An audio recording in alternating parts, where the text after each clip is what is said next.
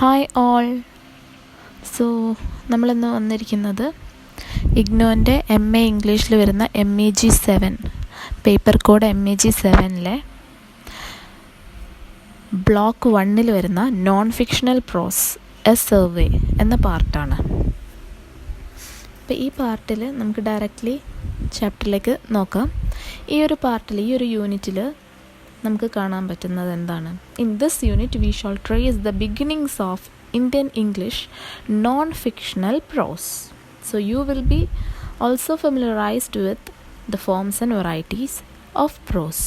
Okay, അപ്പം നമുക്ക് ഇതിലൂടെ നോൺ ഫിക്ഷണൽ പ്രോസ്, ഈ ഇന്ത്യൻ ഇംഗ്ലീഷ് നോൺ ഫിക്ഷണൽ പ്രോസിൻ്റെ ബിഗിനിങ്ങും അതുപോലെ തന്നെ നമുക്ക് different forms and variety of പ്രോസുമൊക്കെ ഈ ഒരു ചാപ്റ്ററിലൂടെ മനസ്സിലാക്കാൻ പറ്റും. അപ്പോൾ ഇതിൽ നമുക്ക് ഫസ്റ്റ് നോക്കേണ്ടത് ഇന്ത്യൻ പ്രോസ് റൈറ്റേഴ്സിനെ കുറിച്ചിട്ടാണ്. Indian English literature began as a by product of the Indo British encounter. Indians first started learning English for the purpose of trade and commerce. Expository prose writing, letters and speeches were the first to be published.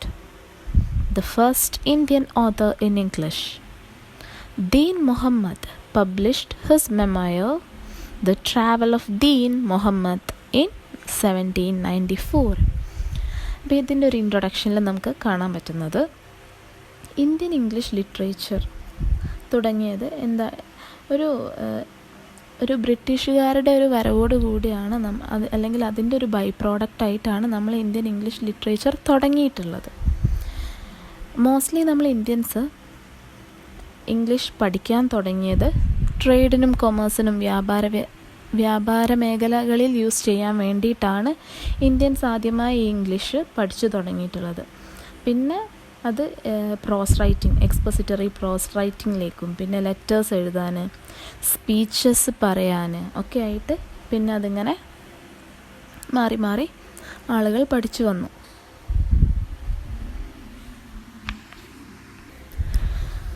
പിന്നെ നമ്മുടെ first Indian author in English, ആദ്യത്തെ author, ഇംഗ്ലീഷിലെ ആദ്യത്തെ author എന്നറിയപ്പെടുന്നത് ദീൻ മുഹമ്മദാണ്. അദ്ദേഹത്തിൻ്റെ മെമ്മറായിട്ടുള്ള the travel of Deen Muhammad അദ്ദേഹം 1794 publish ചെയ്തു. ഇനി നമ്മൾ നോക്കുന്നത് ദീൻ മുഹമ്മദിനെ കുറിച്ചിട്ടാണ്. ദീൻ മുഹമ്മദിൻ്റെ കാലഘട്ടം എന്ന് പറയുന്നത് 1759 to 1851 ആ ഒരു ടൈം പീരീഡാണ്. So Deen Mohammed, born into a family claiming traditions of service to the Mughal Empire. After the death of his father, at the age of 11, he joined the East India Company's Bengal Army as a camp follower and attached himself an ensign Godfrey Evan Baker. അതായത് ദീൻ മുഹമ്മദ് മുഗൾ സാമ്രാജ്യത്തിലെ സേവന പാരമ്പര്യങ്ങളൊക്കെ അവകാശപ്പെടുന്ന ഒരു കുടുംബത്തിലാണ് ജനിച്ചത്. അദ്ദേഹത്തിൻ്റെ പിതാവ് ദീൻ മുഹമ്മദിന് 11 വയസ്സുള്ളപ്പോഴാണ് മരിച്ചത്. അപ്പം ഫാദറിൻ്റെ ഡെത്തോട് കൂടിയിട്ട് ഇയാൾ ഈസ്റ്റ് ഇന്ത്യ കമ്പനിയുടെ ബംഗാൾ ആർമിയിൽ ഒരു ക്യാമ്പ് ഫോളോവറായിട്ട് ചേരുകയും തുടർന്ന് അദ്ദേഹം സ്വയം ഒരു എൻസൈൻ ഗോഡ്ഫ്രേ ഇവാൻ ബേക്കർ എന്നുള്ള പൊസിഷൻ സ്വയം അയാൾ അറ്റാച്ച് ചെയ്യുകയും ചെയ്തു. Over the next 15 years, they traveled all over the Gangetic Plain from Delhi to Dhaka. പിന്നെ അതിനുശേഷം ഈ ഒരു പൊസിഷനിൽ കയറി അദ്ദേഹം അടുത്ത 15 വർഷം ട്രാവലിങ്ങിന് വേണ്ടി യൂസ് ചെയ്തു. അദ്ദേഹം ഡൽഹി മുതൽ ധാക്ക വരെ ട്രാവൽ ചെയ്തു.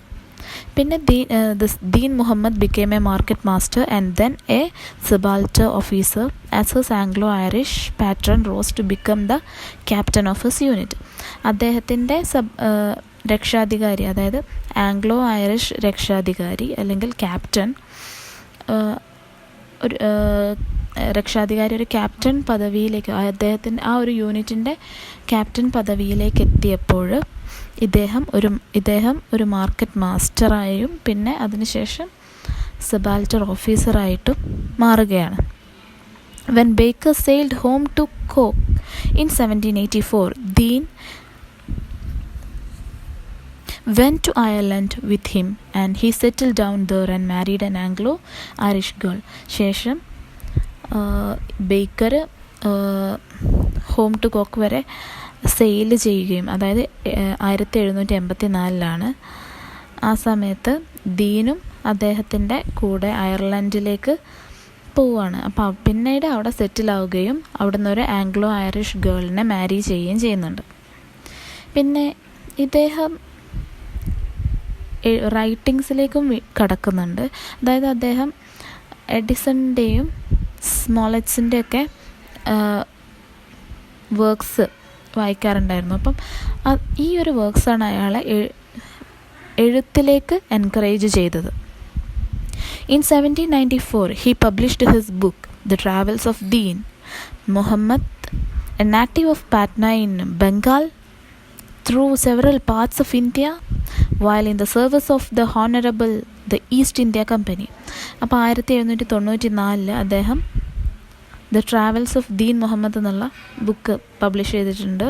പിന്നെ native of Patna in Bengal, പിന്നെ through several parts of India, while in the service of the honourable the East India Company. ഇതൊക്കെ അദ്ദേഹത്തിൻ്റെ വർക്ക്സാണ്. During that time they followed subscription system. The writers will collect money from the reader and pay for the cost of publication. അപ്പോൾ ഇയാളൊരു എഴുത്തിലേക്കൂടെ കടന്നതിന് ശേഷം ആ ഒരു സമയത്ത് subscription സിസ്റ്റമാണ് ഫോളോ ചെയ്തിരുന്നത്. അതായത് റീഡേഴ്സിൻ്റെ കയ്യിൽ നിന്നും ക്യാഷ് കിട്ടിയിട്ട് വേണം ഇവർക്ക് ഈ ഒരു സബ്സ്ക്രിപ്ഷൻ എമൗണ്ട് അല്ലെങ്കിൽ പബ്ലിക്കേഷൻ എമൗണ്ട് പേ ചെയ്യാൻ വേണ്ടിയിട്ട്. ആ ഒരു സബ്സ്ക്രിപ്ഷൻ സിസ്റ്റമായിരുന്നു ഫോളോ ചെയ്തത് during that period. Then he mentioned about the Indian life with East India Company. അദ്ദേഹത്തിൻ്റെ ഈ ഒരു ബുക്കിൽ മെൻഷൻ ചെയ്തിട്ടുള്ളത് Indian life with East India Company. East India കമ്പനിയിലെ ഒരു ഇന്ത്യൻ ലൈഫാണ് അദ്ദേഹം മെൻഷൻ ചെയ്തിട്ടുള്ളത്. Deen Mohammed, this is the spelling of his spelling he favoured. That means Deen മുഹമ്മദിൻ്റെ സ്പെല്ലിംഗ് നമ്മൾ രണ്ട് തരത്തിൽ കാണാം. ദീൻ DEAN MOHAMET എന്നുള്ളതാണ് അദ്ദേഹം പ്രിഫർ ചെയ്യുന്നത്. നമ്മൾ ലാസ്റ്റ് D ആണ് കൊടുക്കുന്നത്. പക്ഷേ അദ്ദേഹം എപ്പോഴും പ്രിഫർ ചെയ്യാറ് T ആയിരുന്നു. He adopted the epistolary form, the book in the form of 38 letters. അപ്പോൾ അദ്ദേഹത്തിൻ്റെ ഈ ഒരു വർക്ക് ഒരു എപ്പിസ്റ്റോളറി ഫോമിലാണ് ചെയ്തിട്ടുള്ളത്. എപ്പിസ്റ്റോളറി ഫോം അതായത് ഒരു ബുക്ക് അതിൽ 38 letters it consists of 38 letters. ആ ഒരു ഫോമാണ്. The book is an account by an Indian of life with his East India Company. The book ends with his arrival in Britain. So ഈ ഒരു book എന്ന് പറയുന്നത് Indian life, നമ്മൾ already പറഞ്ഞു east India കമ്പനിയിലെ ഒരു ഇന്ത്യൻ ലൈഫിനെ കുറിച്ചിട്ടാണ് മെൻഷൻ ചെയ്യുന്നത്. കൂടാതെ അദ്ദേഹം ബ്രിട്ടനിൽ എത്തുന്നതോടുകൂടി ആണ് ഈ ഒരു ബുക്ക് അവസാനിക്കുന്നത്. The epistolary form is just a convention. Different portion of first person narrative. The various letters begin with Dear Sir. ഈ എപ്പിസ്റ്റോളറി ഫോം എന്ന് പറഞ്ഞാൽ ജസ്റ്റ് ഒരു കൺവെൻഷനാണ്. അതായത് ഇതിൽ ഞാൻ പറഞ്ഞു 38 ലെറ്റേഴ്സ് അടങ്ങിയിട്ടുണ്ട്, 38 കത്തുകൾ അടങ്ങിയിട്ടുണ്ട്. അപ്പം ഈ 38 ലെറ്റേഴ്സും ഡിയർ സർ എന്ന് വെച്ചിട്ടാണ് തുടങ്ങിയിട്ടുള്ളത്. The first letter begins with his birth and childhood. ഇതിലെ ഫസ്റ്റ് ലെറ്റർ തുടങ്ങുന്നത് അദ്ദേഹത്തിൻ്റെ ജനനത്തെക്കുറിച്ചും അദ്ദേഹത്തിൻ്റെ ആ ഒരു ചൈൽഡ്ഹുഡ് പീരീഡിനെ കുറിച്ചൊക്കെ പറഞ്ഞുകൊണ്ടാണ്. He claims that he was descended from the Nawab of Murshidabad. Then subsequent chapters says about towns and villages they passed through, then about the dress, occupation of the people, activities of various classes of men in Bengal. പിന്നെ അദ്ദേഹം ഈ ഒരു ബുക്കിൽ പറയുന്നത് അദ്ദേഹം ഒരുപാട് യാത്ര ചെയ്തിട്ടുണ്ട് നമുക്കറിയാം. അപ്പോൾ ആ ഒരു യാത്ര ചെയ്തപ്പോൾ അയാൾ പാസ് ചെയ്തിട്ടുള്ള ടൗൺസും വില്ലേജസിനെ കുറിച്ചും ഡ്രസ്സുകളെ, പിന്നെ ഡിഫറെൻറ്റ് ഒക്യുപ്പേഷൻ ജോലികളെ കുറിച്ചിട്ട്, പിന്നെ different classes people in Bengal. Then his language is graphic and without stale diction. അതായിരുന്നു അദ്ദേഹത്തിൻ്റെ എഴുത്തിൻ്റെ ഒരു സ്റ്റൈൽ. അതായത് ഗ്രാഫിക്കുമാണ് without any style diction. But when he talks about natures he used clichés that he got from his reading. പക്ഷേ അദ്ദേഹം നേച്ചറിനെ കുറിച്ച് എഴുതാൻ തുടങ്ങുമ്പം നമുക്ക് മറ്റുള്ള റൈറ്റേഴ്സ് എഴുതുന്ന പോലെയുള്ള ഒരു സ്ഥിരം ക്ലീഷേ കാണാൻ സാധിക്കും. കാരണം അദ്ദേഹം നന്നായി വായിക്കുന്ന ഒരാളായതുകൊണ്ട് തന്നെ നേച്ചറിനെ കുറിച്ച് പറയാൻ തുടങ്ങുമ്പം അയാൾ അത്യാവശ്യം ക്ലീഷേഴ്സ് യൂസ് ചെയ്യാറുണ്ട്. The book was written more than 2 centuries ago when the Mughal Empire was fading away and the British was taking over. അപ്പോൾ ഈ ബുക്ക് ഏകദേശം ഒരു 2 സെഞ്ച്വറീസ് മുമ്പേ എഴുതിയിട്ടുള്ളതാണ്. അതായത് മുഗൾ എംപയറിൻ്റെ കാലഘട്ടം ഇങ്ങനെ അവസാനിച്ചുകൊണ്ടിരിക്കുകയും ബ്രിട്ടീഷ് പവറിലേക്ക് വരാനും തുടങ്ങുന്ന ആ ഒരു സമയം. Deen Mohammed describes about the Mohammedan ceremony of marriage, the caste system, the custom of offering betel leaves, good manufactured goods in different parts of the country, such as the fine cloth of Dhaka. അപ്പോൾ ഈ ബുക്കിൽ അദ്ദേഹം Mohammedan ceremony of മാരേജിനെ കുറിച്ച് പറയുന്നുണ്ട്, cast സിസ്റ്റത്തിനെ കുറിച്ച് പറയുന്നുണ്ട്, പിന്നെ ഈ വെറ്റില ഓഫർ ചെയ്യുന്ന ഒരു ആചാരമുണ്ട് അതിനെക്കുറിച്ച് പറയുന്നുണ്ട്, പിന്നെ പല ഭാഗത്തായിട്ട് ഈ ഫൈൻ ക്ലോത്ത്സൊക്കെ പ്രൊഡ്യൂസ് ചെയ്യുന്ന മാനുഫാക്ചർ ചെയ്യുന്നതിനെ കുറിച്ചിട്ട് പറയുന്നുണ്ട്. നെക്സ്റ്റ് നമ്മൾ നോക്കുന്നത് കാവലി Borja. Cavally Boria is an account of the Jains published in 1809, is considered to be the first work by the Indian in English. So Cavally Boria is talking, or it is an account of Jains. അപ്പോൾ ഈ ബുക്കിൽ ജെയിൻസിനെ കുറിച്ചിട്ടാണ് പറയുന്നത്. ഈ book 1809 അതായത് 1809 publish ചെയ്തിട്ടുള്ളത്. ഈ ബുക്കിനെയാണ് the first work by the Indian in English ആയിട്ട് കൺസിഡേർഡ് ചെയ്തിട്ടുള്ളത്. നെക്സ്റ്റ് നമ്മൾ നോക്കുന്നത് രാജാറാം മോഹൻ റോയ്. അദ്ദേഹത്തിൻ്റെ ലൈഫ് പീരീഡ് എന്ന് പറയുന്നത് 1772 to 1833. Rajaram Mohan Roy played an important role in spreading English language in India. His first essay, A Defense of Hindu Theism. Then the revolution in Indian English literature begins after Rajaram Mohan Roy, and he mastered many languages. So Rajaram Mohan Royനെ കുറിച്ച് പറയുകയാണെങ്കിൽ നമ്മൾ ഇന്ത്യയിൽ ഇംഗ്ലീഷിൻ്റെ പ്രചാരം കൂടാൻ വേണ്ടിയിട്ട് ഏറ്റവും വലിയൊരു പങ്ക് വഹിച്ച വ്യക്തിയാണ് ഈ രാജാറാം മോഹൻ റോയ്. അദ്ദേഹത്തിൻ്റെ ഫസ്റ്റ് എസ്സേ ആണ് a defence of Hindu theism എന്ന് പറയുന്നത്. അത് 1817 പബ്ലിഷ് ചെയ്തിട്ടുള്ളത്. കൂടാതെ the revolution in Indian English literature begins after Rajaram Mohan Roy എന്നും നമുക്ക് പറയാം. And also he mastered many languages. Example നോക്കുകയാണെങ്കിൽ അദ്ദേഹത്തിൻ്റെ പ്രോസിൻ്റെ of his prose style, then address to lord William Bentinck, letters in English, ഇതൊക്കെ നോക്കിയാൽ നമുക്ക് അദ്ദേഹത്തിൻ്റെ ഇംഗ്ലീഷ് ലാംഗ്വേജിലുള്ള ഒരു പ്രൊഫഷൻസി നമുക്ക് മനസ്സിലാക്കാൻ പറ്റും. നെക്സ്റ്റ് നമ്മൾ പറയുന്നത് ബങ്കിം ചന്ദ്ര ചാറ്റർജി. ഇദ്ദേഹത്തിൻ്റെ ലൈഫ് പീരീഡ് 1838 to 1894 ആണ്. He wrote several essay in English with growth of education. A number of Indian writers took to writing books in English. So Bankim Chandra ചാറ്റർജിനെ കുറിച്ച് പറയുമ്പം അദ്ദേഹം ഒരുപാട് ഇംഗ്ലീഷ് എസ്സേസ് എഴുതിയിട്ടുണ്ട്. അതൊക്കെ നമ്മുടെ വിദ്യാഭ്യാസ പുരോഗതിയെ കുറിച്ചിട്ടുള്ളതായിരുന്നു. പിന്നെ നെക്സ്റ്റ് രമേശ് ചന്ദർ ദത്ത്. ഇദ്ദേഹത്തിൻ്റെ ടൈം പീരീഡ് 1848 to 1905 ആണ്. He wrote 2 volumes of economic history of India. He also wrote a travelogue 3 years in Europe. First literary history is the literature of Bengal. So Ramesh Chander ദത്തിനെ കുറിച്ച് പറയുമ്പോൾ അദ്ദേഹത്തിൻ്റെ ടൈം പീരീഡ് എന്ന് പറയുന്നത് life period എന്ന് പറയുന്നത് 1848 to 1905 ആണ്. അദ്ദേഹം എക്കണോമിക് ഹിസ്റ്ററി ഓഫ് ഇന്ത്യ എന്നുള്ള പുസ്തകത്തിൻ്റെ 2 വോളിയംസ് എഴുതിയിട്ടുണ്ട്. കൂടാതെ അദ്ദേഹത്തിൻ്റെ ട്രാവലോഗാണ് 3 years in യൂറോപ്പ്. പിന്നെ ഫസ്റ്റ് ലിറ്റററി ഹിസ്റ്ററി എന്ന് പറയുന്നത് ദ ലിറ്ററേച്ചർ ഓഫ് ബംഗാളാണ്. ഓക്കെ, ഇനി നെക്സ്റ്റ് സ്വാമി വിവേകാനന്ദ. വിവേകാനന്ദനെ കുറിച്ച് പറയുമ്പോൾ നമുക്ക് എല്ലാവർക്കും ഫെമിലിയറാണ്. അദ്ദേഹത്തിൻ്റെ ടൈം പീരീഡ് 1863 to 1902. അദ്ദേഹത്തിൻ്റെ ഒറിജിനൽ നെയിം നരേന്ദ്രനാഥ് എന്നാണ്. His original name was Narendranath. He was the founder of Ramakrishna mission and his famous speech was delivered at Chicago in 1893. അപ്പോൾ അദ്ദേഹത്തിൻ്റെ ഒറിജിനൽ നെയിം നരേന്ദ്രനാഥാണ്. രാമകൃഷ്ണ മിഷൻ്റെ ഫൗണ്ടറാണ്. പിന്നെ അദ്ദേഹം ചിക്കാഗോയിൽ 1893 നടത്തിയിട്ടുള്ള സ്പീച്ച് വേൾഡ് ഫേമസ് ആണ്. And his language has N astonishing modernity. അദ്ദേഹത്തിൻ്റെ language നോക്കുകയാണെങ്കിൽ his language has N astonishing, നമ്മൾ ആശ്ചര്യപ്പെടും, നമ്മളെ അത്രയും അസ്റ്റോണിഷ് ചെയ്യുന്ന തരത്തിലുള്ളൊരു ലാംഗ്വേജാണ് ഇംഗ്ലീഷ് ലാംഗ്വേജിൻ്റെ അദ്ദേഹത്തിൻ്റെ യൂസേജ്.